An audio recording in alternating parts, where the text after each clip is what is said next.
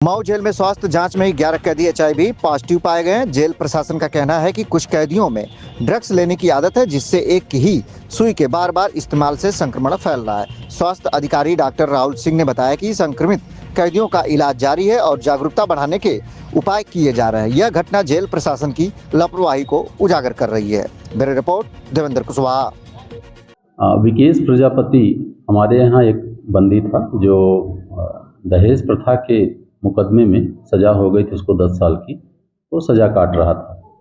मेरे इस कारागार पर ज्वाइन करने के उपरांत मैंने देखा कि ऑफिस के लगभग सभी टाइपिंग के काम, कंप्यूटर संबंधित काम वही करता था। कार्यशैली भी उसकी अच्छी थी और व्यवहार भी उसका अच्छा था। बंदी होते हुए भी वो ऑफिस में बैठ के काम करता था।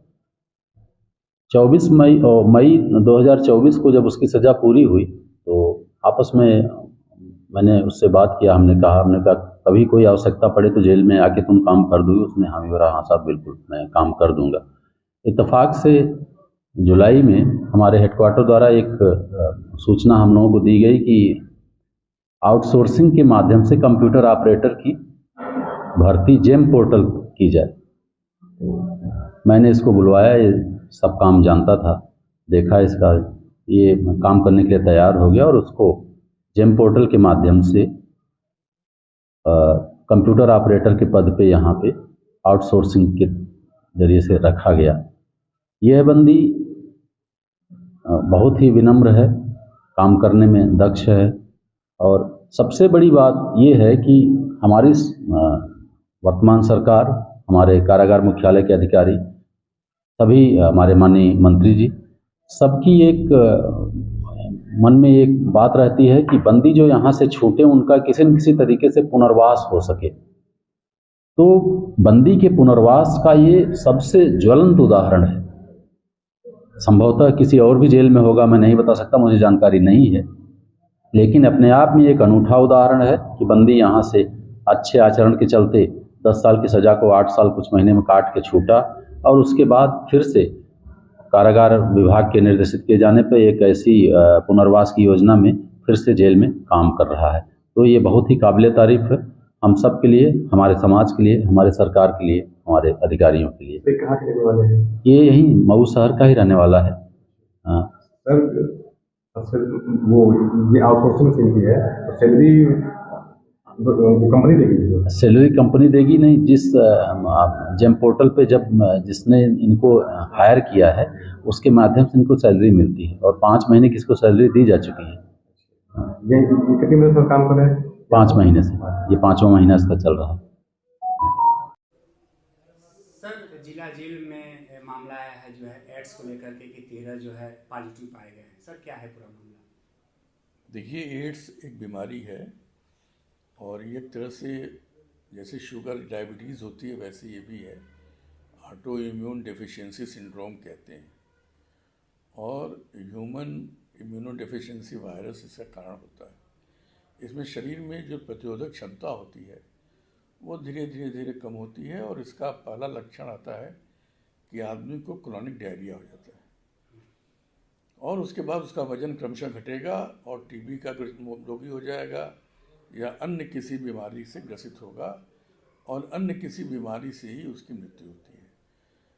अब इसकी बहुत अच्छी दवाएं आ गई हैं। हमारे पास जो सेंटर्स हैं उसमें सभी दवाएं मुफ्त हैं, सभी के कार्ड्स बनते हैं, सभी दवाएं निःशुल्क मिलती हैं और इन 11 मरीजों का इलाज कार्ड बना के नियमित रूप से चल रहा है। हर महीने हम लोग HIV की स्क्रीनिंग करते हैं। अगर कुछ रोगी और भी आते हैं तो उनकी वो दवा दी जाएगी और सभी दवा ले रहे हैं रेगुलर रूप से, नियमित रूप से दवा ग्रहण कर रहे हैं और सभी लोग किसी अन्य बीमारी की चपेट में नहीं आए हैं। और चूँकि ऐसा बीमारी है जीवन भर पर्यंत चलती है, पूरे जीवन भर चलती है, तो नियमित दवाएं बड़ी महंगी हैं। इसकी एंटीवायरल ड्रग्स हैं, वो सभी सरकार द्वारा दी जाती है और उन दवाओं से सभी लोग स्वस्थ हैं, कहीं कोई परेशानी नहीं है। तो सर जो 13 लोग हैं कि 11 लोग हैं सर जिला जेल में? अभी तो 11 लोग थे, आप 13 बता रहे हैं तो मैं पता करूँगा। कहाँ के रहने वाले हैं सर कुछ? उसमें 7 बलिया के हैं, बाकी 5 जो हैं हमारे 4 हुआ ना, वो यहाँ के मऊ जनपद के हैं। हाँ। सर बताया जा रहा है कि जो है टैटू बनाने की वजह से इस तरह का समस्या आई है। देखिए HIV का जो मुख्य कारण होता है वो जो बॉडी फ्लूइड है, शरीर का जो पानी है, चाहे वो सीमेन के रूप में हो, चाहे ब्लड के रूप में हो, चाहे किसी के इन्फेक्टेड सिरिंज के रूप में हो, तो ये जब जाता है तभी वो वायरस प्रवेश करता है। और जब प्रवेश करता है तो हमारी बॉडी शरीर उससे लड़ती है, और अगर शरीर कमज़ोर पड़ती है तो ये बीमारी पैदा हो जाती है। तो टैटू भी निश्चित रूप से, जैसे ये किसी का टैटू बनाया आपने, किसी ने बनाया, और उसी सिरिंज से अगर दूसरा टैटू बनेगा तो निश्चित रूप से उसको बीमारी होगी। तो संक्रमित ब्लड चढ़ाने से भी होती है, संक्रमित नीडल से होती है, असुरक्षित यौन संबंध से होती है, और किसी भी तरह के व्यक्ति को अगर किसी तरह का उनका बॉडी फ्लूइड दूसरे के कांटेक्ट में आएगा तो बीमारी पैदा करता है। इसकी सभी को शिक्षा दी जाती है। और असुरक्षित यौन संबंध के लिए तो बहुत समय से लोग जानते हैं।